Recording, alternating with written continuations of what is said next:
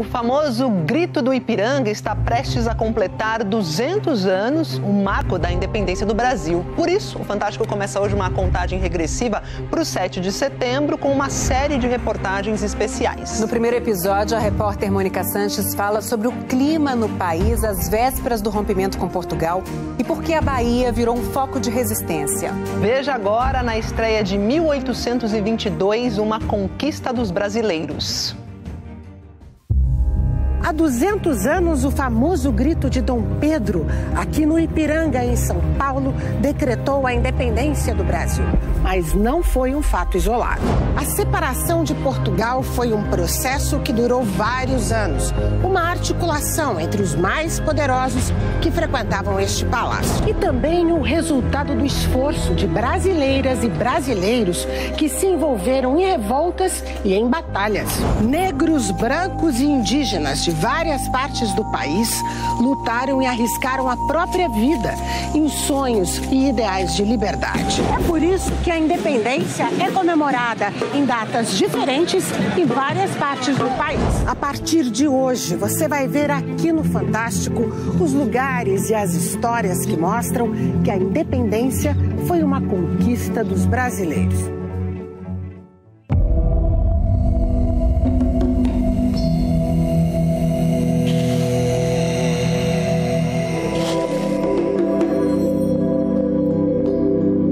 A independência não aconteceu de repente e não teve em 7 de setembro a sua data mais importante. Por 200 anos, as vozes dos brasileiros não eram escutadas no Brasil. As mulheres da independência são mulheres muito valentes. Sem a participação dessa população negra, não teríamos efetivado a independência. A gente consegue observar uma tendência de adesão dos indígenas a esse projeto de Dom Pedro, né, no Rio de Janeiro. Isso daqui virou uma pororoca, um tsunami. Era impossível conter a independência do Brasil nessa altura.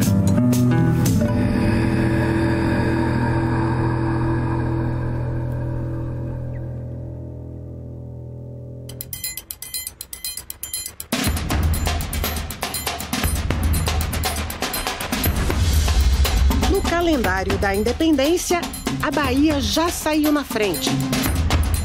Os moradores da cidade de Cachoeira já comemoraram o bicentenário da independência.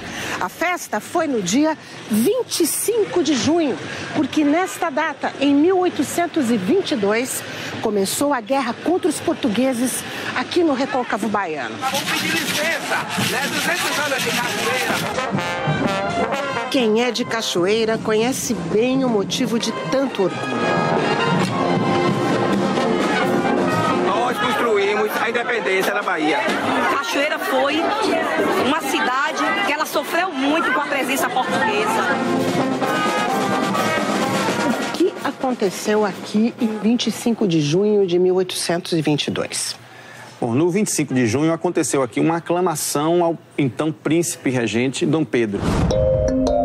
Há 200 anos, em uma sessão como essa na Câmara Municipal, os vereadores de Cachoeira decidiram reconhecer um governo chefiado pelo então príncipe Dom Pedro no Rio de Janeiro. Ou seja, não iriam mais obedecer às ordens que vinham de Portugal. O quadro na parede conta qual foi a reação da tropa portuguesa embarcada num navio no Rio Paraguaçu. As pessoas saíram às ruas comemorando. E aí teve um tiroteio que é considerada a primeira batalha da Guerra de Independência na Bahia. O desfile, com quase 2 séculos de tradição, é uma homenagem aos bravos cidadãos de Cachoeira que, após 3 dias de confronto, conseguiram tomar a embarcação e prender os soldados portugueses.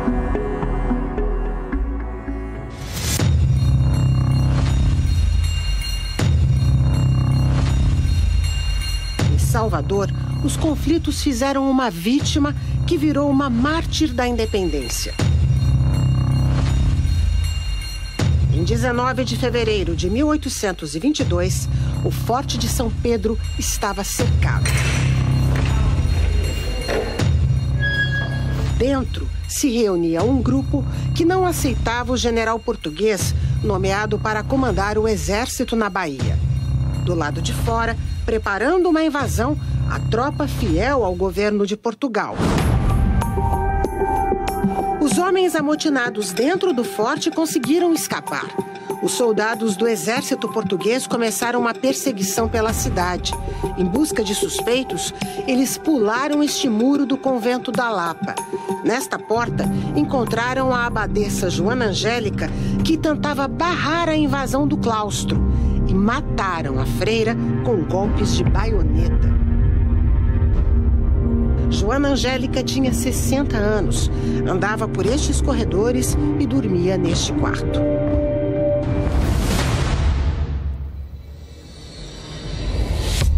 O relato de uma moradora de Salvador sobre tanta violência está guardado na Biblioteca Nacional no Rio de Janeiro. É o panfleto Lamentos de uma Baiana, escrito em versos que suplicam pela ajuda divina. Justos céus, ver baionetada a uma idosa regente, de cruz alçadas fugirem as freiras por entre a gente.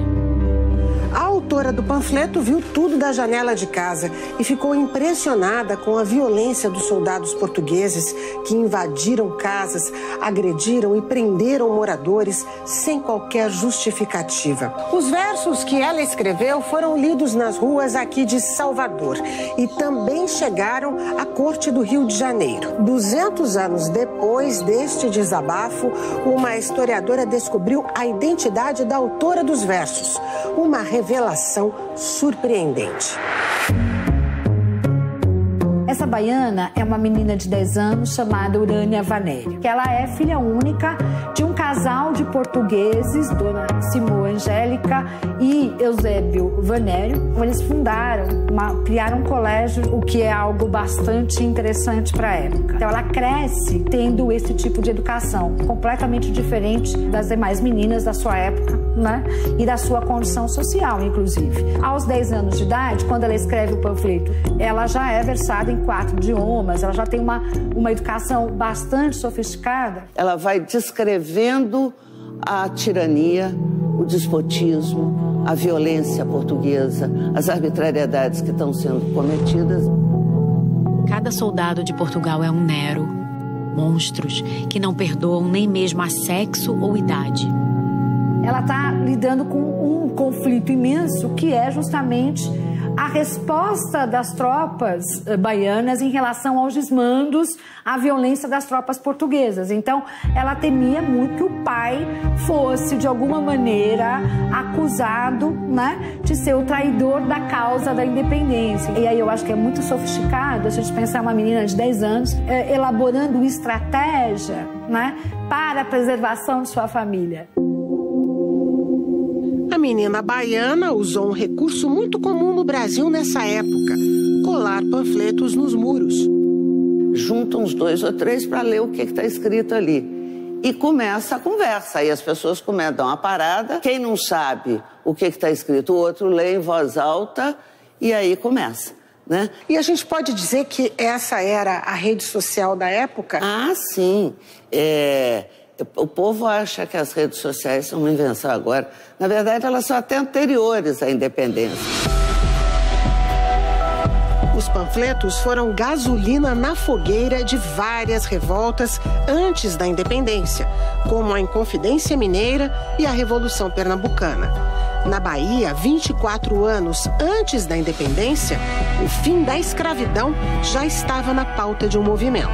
Quando a gente fala da conjugação baiana, há um grupo de revoltosos em que você vai encontrar ex-escravizados, mas também você vai encontrar médicos, você vai encontrar também jornalistas, compartilhando de uma ideia de país, compartilhando de um plano de tomada do poder. Isso só é possível porque existe uma forma de comunicação nessa rede social da época, que são esses panfletos, que é o boca a boca, que é o discurso dito em praça pública. Muitos desses panfletos sendo lidos em tendas de sapateiros, na frente das igrejas, nas tabernas, no chafariz, onde os escravizados tinham que carregar água.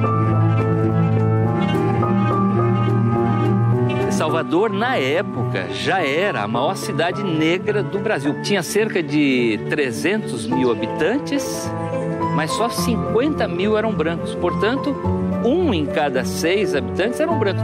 O restante era negro, escravizado ou pessoas recém-alforriadas.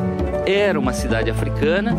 Então a Bahia é um caldeirão, tem uma panela de pressão prestes a explodir. Os primeiros pasquins são afixados logo no dia 12 de agosto. No dia 13 de agosto de 1798, algumas pessoas são presas, então você começa uma repressão. São reivindicações do interesse dessa população negra. Você tem a repressão a essas lideranças, que eram alfaiates, que eram soldados e que, portanto, são reprimidos brutalmente. São mortos, são enforcados e esquartejados, e os seus corpos são espalhados pela cidade. A homenagem aos heróis da Conjuração Baiana está na Praça da Piedade, centro de Salvador. Os negros promoveram mais de 20 revoltas na Bahia no começo do século XIX.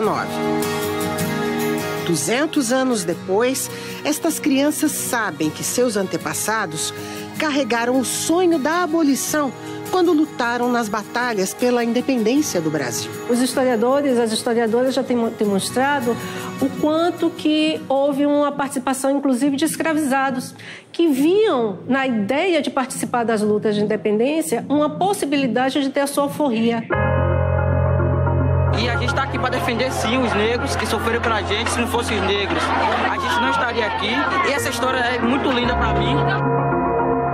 Diferente das grandes autoridades, dos grandes comandantes, né, todos homens brancos, o povo que fez a guerra era um povo diverso, era um povo de várias origens, inclusive de outras províncias, não só da Bahia. Eu acho que o importante do bicentenário é fazermos a nós mesmos perguntas muitas vezes duras. Por que ainda tanta violência contra mulheres, contra negros, contra índios? Por que ainda esse país não resolveu as questões raciais, as questões de gênero? Eu acho que é uma grande oportunidade. Para que a próxima vez que a gente celebre os outros 200 anos da independência, a gente possa ter muito orgulho dessa parte que nos coube, do pedaço que é da nossa responsabilidade nessa história. Eu tenho orgulho de ser do axé, eu tenho orgulho de ser negro, eu tenho orgulho de ter um pedacinho de índio, eu tenho orgulho de ser baiano, brasileiro e cachoeirano.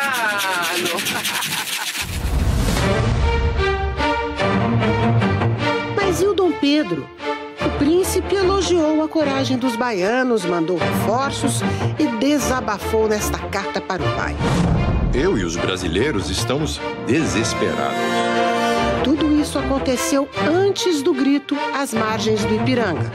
Assunto que fica para domingo que vem.